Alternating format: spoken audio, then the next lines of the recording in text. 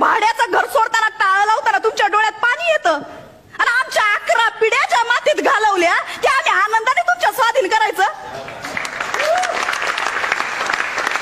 ते माझं शेत आहे ना, इथंच कुठेतरी माझा जन्म झालाय आणि ते जे लिंबाचं झाड आहे ना ते लहानपणापासून लय आवडायचं मला, म्हणून हा जमिनीचा तुकडा माझ्या बापानं मला आंदण म्हणून दिलाय.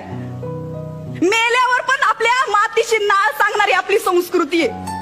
त्या तिकडे ना माझ्या आजाची समाधी आहे आणि त्याच्या बाजूला बापाची समाधी. रात्री बेरात्री मी अशी इथून फिरते ना तर असं वाटतं बाप पाठीशी आहे. तिथं शहरात गेल्यावर कोण आहे पाठीशी? तिथं तर 70 वर्षाच्या म्हातारीला सोडत नाहीत. अहो आमचं सोडा, हा बघा समोर बसलेला माणूस इतकी वर्ष मुंबईत आलाय पण गावाशी नाळ तुटते का विचारा त्याला. अहो पण मग आम्ही तुमचं पुनर्वसन करू ना. 65 वर्ष झाली, 65 वर्ष रिफ्युजी कॅम्प बंद नाही झालेत. भाकरा नांगल कोयनावाल्यांच्या त्या विस्थापितांचं काय केलं तुम्ही?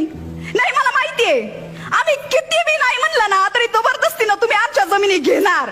आणि मला हे बी माहितीये की आम्ही कोर्टात गेलो ना तरी तुमच्या विरुद्ध काहीच करू शकणार नाही. तुम्ही आम्हाला देशोधडीला लावा आणि देशाचा विकास करा. पण एक गोष्ट माझ्या लक्षात आलीये, घरापेक्षा मोठा गोठा बांधून गाई बैल शेळ्या पाळण्यापेक्षा गेटच्या समोर इंग्लिश कुत्रा